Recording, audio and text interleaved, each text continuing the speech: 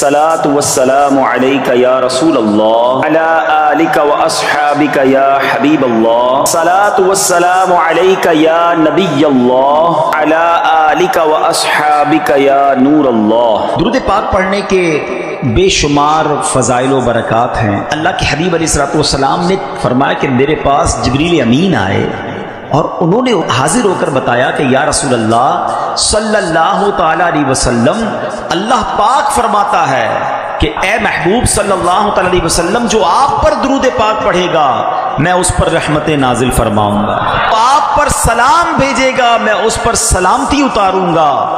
اس نعمت کا شکر ادا کرنے کے لیے میں نے اتنا طویل سجدہ کیا، تو پھر کیوں نہ چلتے پھرتے اٹھتے بیٹھتے بندہ درود پاک کا ورد کرتا رہے۔ قول الحبیب صلی اللہ تعالی علی محمد صلی اللہ علیہ وسلم۔ ایک اور میسج کربلا کا، جب امام حسین رضی اللہ تعالیٰ عنہ کو شہید کیا گیا، امام حسین گویا دنیا سے جاتے ہوئے میسج دے گئے کہ ہم تلواروں کے سائے میں بھی سجدے نہیں چھوڑتے۔ وہاں نماز قضا نہیں ہوئی۔ آج تمام حسینیوں کو، تمام پنجتن کے غلام کو، امام حسین کی نیاز بنانے والوں کو میسج ہے کہ کربلا والوں نے اس میدان میں نماز قضا نہیں کی، اور آج تمہاری پلنگ کے اوپر سوتے ہوئے نماز قضا ہو جاتی ہے۔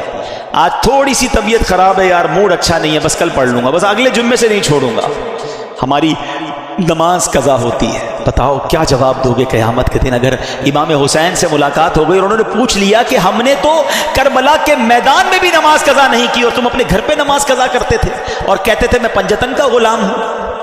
ہوگا کوئی جواب ہمارے پاس؟ آؤ آج کی مبارک رات یہ پکی سچی نیت کر کے جانا ہے کہ ایٹ اینی کاسٹ کچھ بھی ہو جائے آج کے بعد ہماری نماز قضا نہیں ہوگی۔ اچھا، جب سر انور کو نیزے پر اٹھا لیا گیا نا، ان یزیدیوں نے آپ کے مبارک سر کو نیزے پہ اٹھایا، اس وقت اس سر سے بھی تلاوت قرآن کی آواز آ رہی ہے۔ یہ امام حسین کی کرامت ہے۔ امیر اہل سنت کے غالباً شعر آپ فرماتے ہیں عبادت ہو تو ایسی ہو، تلاوت ہو تو ایسی ہو، سرے شبیر تو نیزے پہ بھی قرآن سناتا ہے۔ یہ بھی پیغام تھا ہمارے امام کا کہ قرآن کتنا اہم ہے، مگر انفارچونیٹلی آج ہماری بہت بڑی تعداد کو صحیح تلفظ کے ساتھ قرآن پڑھنا بھی نہیں آتا۔ اچھا آتا ہے تو پڑھنے کا ٹائم نہیں۔ ذرا سوچو کتنا خوف کا وقت ہوگا، مگر میرے امام تلاوت کر رہے ہیں اور ہم اپنے گھر میں ایئر کنڈیشن چل رہا ہوتا ہے پھر بھی تلاوت نہیں کرتے۔ یہ موبائل ہم سے روز گھنٹوں لے جاتا ہے، سورہ ملک پڑھنے کا ٹائم نہیں ملتا، حالانکہ اسی موبائل میں قرآن بھی ڈاؤن لوڈ ہو سکتا ہے۔ سورہ یاسین پڑھنے کا ٹائم نہیں ملتا۔ کئی ایسے حافظ قرآن ہوتے ہیں جو دہراتے نہیں اپنے قرآن کو۔ اللہ نے اتنی بڑی نعمت دی آپ کو کہ آپ کے سینے میں قرآن محفوظ ہوا، گویا جنت کا آپ کو راستہ ٹھکانہ مل رہا تھا اور آپ نے اسے بھلا دیا، آپ اسے بھی نہیں پڑھتے۔ نہ کریں ایسا۔ حدیث پاک کا مضمون ہے وہ دل ویران ہے جس میں کچھ قرآن نہیں ہے۔ ہم سب کے لیے کوسچن ہے کہ میرے دل میں کتنا قرآن ہے، میں کتنا روز قرآن پڑھتا ہوں۔ آؤ پلیز، یہ پیغام ہے کربلا کا۔ امام حسین کی روح بھی بہت خوش ہو۔ گفٹ دینا چاہتے ہو نا اپنے امام کو، ہیں ایصال ثواب کرنا چاہتے ہو تو نیت کریں انشاءاللہ کہ اب روزانہ قرآن پڑھیں گے انشاءاللہ۔ ہاں، یہ عاشورے کا دن ٹرننگ پوائنٹ بنے نا میری زندگی میں، تو فائدہ ہوا نا کہ میں نے کربلا کے انسیڈنٹ سے یہ سیکھا کہ وہ وہاں نہیں چھوڑتے تھے تلاوت میں، یہاں چھوڑ رہا ہوں اور پھر کہتا ہوں پنجتن کا غلام۔ پلیز قرآن سے دوستی کر لیں۔ مبارک دن عاشورہ کی آمد ہے۔ امید ہے عبادت کی خوب تیاری آپ نے کر لی ہوگی۔ آپ نے شب عاشور کیا کرنا ہے، آئیے سنتے ہیں۔ عاشورہ کی رات میں 4 رکعت نماز نفل اس ترکیب سے پڑھیں کہ ہر رکعت میں الحمد کے بعد آیت الکرسی 1 بار اور سورہ اخلاص 3 بار پڑھیں، اور نماز سے فارغ ہو کر 100 مرتبہ سورہ اخلاص پڑھیں۔ گناہوں سے پاک ہوگا اور بحشت میں بے انتہا نعمتیں ملیں گی۔ تو ہم نے شب عاشور یہ نوافل ضرور پڑھنے ہیں۔ اسی طرح حضرت سیدنا عبداللہ ابن عباس رضی اللہ تعالیٰ عنہ کا ارشاد گرامی ہے، رسول اللہ صلی اللہ علیہ وسلم جب مدینہ منورہ تشریف لائے، یہود کو عاشورہ کے دن روزہ دار پایا تو ارشاد فرمایا یہ کیا دن ہے کہ تم روزہ رکھتے ہو؟ تو یہود نے عرض کی یہ عظمت والا دن ہے، اس میں موسیٰ علیہ السلام اور ان کی قوم کو اللہ تعالیٰ نے نجات دی اور فرعون اور اس کی قوم کو ڈبو دیا، لہٰذا موسیٰ نے بطور شکرانہ اس دن روزہ رکھا تو ہم بھی روزہ رکھتے ہیں۔ نبی پاک علیہ السلام نے ارشاد فرمایا موسیٰ علیہ السلام کی موافقت کرنے میں بنسبت تمہارے ہم زیادہ حقدار اور زیادہ قریب ہیں۔ تو سرکار علیہ السلام نے خود بھی روزہ رکھا اور اس کا حکم بھی فرمایا۔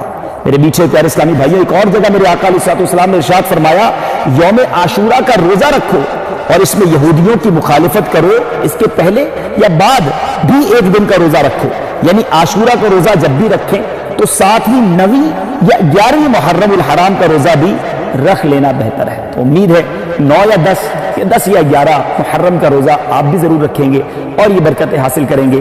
اللہ تعالی ہم سب کو اس دن کی برکتیں نصیب فرمائے۔ اب آتے ہیں ایک اور میسج۔ امام حسین کو انفسائز کیا گیا، آپ کو بہت زیادہ پریشرائز کرنے کی کوشش کی گئی کہ آپ یزید کی بیعت کر لیں، ایک ہی تو مطالبہ تھا نا۔ اچھا آج میں اور آپ مدینے جانے کے لیے کتنا ترستے ہیں؟ امام حسین تو پیدا ہی مدینے میں ہوئے تھے، پھر بھی مدینہ چھوڑنا پڑا۔ پہلے مکے آ گئے، 5 مہینے مکے میں رہا تاکہ کوئی کسی طرح معاملہ ٹل جائے، لیکن جب اس کے بعد بھی معاملہ نہیں ٹلا اور کوفیوں کے لیٹر آتے رہے تو پھر آپ کوفہ گئے۔ مدینہ چھوڑنا پڑا، سب کچھ چھوڑنا پڑا، خاندان چھوڑنا پڑا، پھر شہید بھی ہو گئے۔ جب اتنا زیادہ برڈن ہونا، یعنی کسی کے سر پر کوئی پستول رکھ دے تو شریعت بہت ساری چیزوں کی اجازت دے دیتی ہے کہ جب جان جانے کا خوف ہو تو کئی ایسے کام جو حرام ہوتے ہیں وہ حلال ہو جاتے ہیں فار دا ٹائم بینگ۔ اس کی پوری تفصیل ہے، یعنی اگر کوئی کسی کے ماتھے پر پستول رکھ کر معاذ اللہ کہے کفریہ کلمہ کہہ دو، تو جان چونکہ بڑی اہمیت ہے اسلام میں، تو ایک لیول ایمان کا وہ ہے کہ بندہ شہید ہو جائے، کہ نہیں کہتا، لیکن اجازت شریعت یہ دیتی ہے کہ وہ دل میں ایمان رکھ کر زبان سے کوئی ایسا جملہ کہہ دے جس سے اس کی جان بچ جائے، مگر دل میں ایمان ہونا ضروری ہے۔ یعنی میں سمجھا رہا یہ چاہ رہا ہوں کہ ایسی پوزیشن میں بہت سارے کاموں کی اجازت مل جاتی ہے، تو امام حسین بھی کمپرومائز کر لیتے، کیوں اب پورے خاندان کو شہید کروا دیا؟ یہ ریلیونٹ کوسچن بنتا ہے۔ مگر میرے امام جانتے تھے کہ اگر آج میں نے کمپرومائز کر دیا نا تو پھر نانا کی ساری امت کے لیے ایک مثال بن جانی ہے کہ جب حسین کمپرومائز کر سکتے ہیں تو پھر تو ہم بھی کر سکتے ہیں۔ آپ نے باطل کے آگے سر نہیں جھکایا، سر کٹا دیا، نانا کے دین کو سر بلند کر گئے۔ یہ میسج ہے ہم سب کے لیے، ان تمام لوگوں کے لیے جو آج چھوٹی چھوٹی باتوں پر کمپرومائز کر رہے ہیں۔ ارے جناب کیا کریں، پورے سبھی لوگ جھوٹ بولتے ہیں، سچ کا زمانہ نہیں، تھوڑا بہت جھوٹ تو ہم بھی بول لیتے ہیں۔ کمپرومائز کیا نا، ساری مارکیٹ ملاوٹ کرتی ہے، جناب جھوٹ بول کر کاروبار کرتی ہے، میں نہیں کروں گا تو جناب میرا مال نہیں بکے گا، ہماری مارکیٹ کے لیے کرنا پڑتا ہے، کر لیا کمپرومائز۔ بچے کی شادی ہے، کیا کریں، پورے خاندان والوں کا رسم و رواج ہے، نہیں کریں گے تو خاندان والے ناراض ہو جائیں گے، ہمیں کنجوس سمجھیں گے، منہ دینا پڑتا ہے جناب خاندان والوں کو، ناچ گانے کر لیے، حرام کام کر لیے، کر لیا کمپرومائز۔ ارے دوستوں میں بیٹھتا ہوں بھائی، سارے دوست اب تاش کھیلتے ہیں، سارے روز جوا کھیلتے ہیں، اب پتہ نہیں کمپیوٹر پر کیا کیا کر رہے ہوتے ہیں، تھوڑا بہت مجھے بھی پر کمپنی دینی پڑتی ہے ورنہ سب مذاق اڑائیں گے، تھوڑا بہت تو کرنا پڑتا ہے، کر لیا کمپرومائز۔ یہی تو امتحان تھا تمہارا، وہ کربلا کے میدان میں جان لٹا گئے، کمپرومائز نہیں کیا۔ لوگ کہتے ہیں ہماری کنٹری میں کرنا پڑتا ہے، کیا کریں، جاب ایسی ہے نماز کا ٹائم نہیں ملتا، کیا کریں، جاب ایسی ہے اس میں روزہ نہیں رکھ سکتے، کچھ لوگ کہتے ہیں جاب ایسی ہے داڑھی نہیں رکھ سکتے۔ تم کمپرومائز کر رہے ہو چند پیسوں کی خاطر، ہے دنیا کی خاطر۔ میرے امام نے کربلا کے میدان میں سکھایا تھا کہ باطل کے آگے سر نہیں جھکانا۔ تم ایک جگہ سے تم یہ سمجھتے ہو کہ یہ جاب چھوٹ جائے گی نماز کے لیے، ارے تم چھوڑ دو ایسی جاب، اللہ تمہیں ایسی 10 اچھی جاب عطا فرما دے گا۔ ایک در بند ہوگا، اللہ تمہارے لیے 10 در کھول دے گا۔ ہمت تو لاؤ اپنے اندر، پھر کہتے ہو میں پنجتن کا غلام ہوں، اور ہر بات میں کمپرومائز، ہر چھوٹی بات میں پھسل جاتے ہیں۔ کیا کریں، چلتا ہے، نہیں چلے گا بھائی، وہ چیز نہیں چل سکتی جس میں میرے اللہ اور اس کے رسول کی ناراضگی ہے، جس میں میں کربلا والوں کے طریقے سے ہٹ رہا ہوں، یزیدی کام کروں اور کہوں میں پنجتن کا غلام ہوں۔ سیکھو اس بات سے۔ بریلی کے تاجدار امام اہل سنت کا ایک شعر اللہ کرے دل پر نقش ہو جائے، کہتے کروں مدح اہل دول رضا، پڑے اس بلا میں میری بلا، میں گدا ہوں اپنے کریم کا، میرا دین پارائے نہ نہیں، میرا دین روٹی کا ٹکڑا نہیں ہے تھوڑے پیسوں کے لیے بیچ دوں۔ اب یہ تمہارا امتحان ہے کہ بہت سارا نفع نظر آ رہا ہے، ایک ڈیل آ رہی ہے جس میں پیسے بہت ہیں مگر ہے حرام، اللہ کی ناراضگی والی ڈیل ہے، فوراً مل جائیں گے پیسے۔ اب تمہارا امتحان ہے کہ یزیدی ہو یا حسینی ہو، اپنے دل سے پوچھو کہ یہ کام کروں گا تو کیا اللہ اس کے رسول اور اہل بیت راضی ہوں گے، یا یہ پیسے پکڑ لوں؟ نہیں، اب ٹھکراؤ اسے اور کہو میں گدا ہوں اپنے کریم کا، میرا دین پارائے نہ نہیں۔ بڑا دل تھا، بڑا ارمان تھا، ایک شوق تھا جو پورا کرنے کا موقع آ گیا، مگر وہ حرام کام کے ذریعے پورا ہو رہا ہے، نہیں کرنا۔ یہی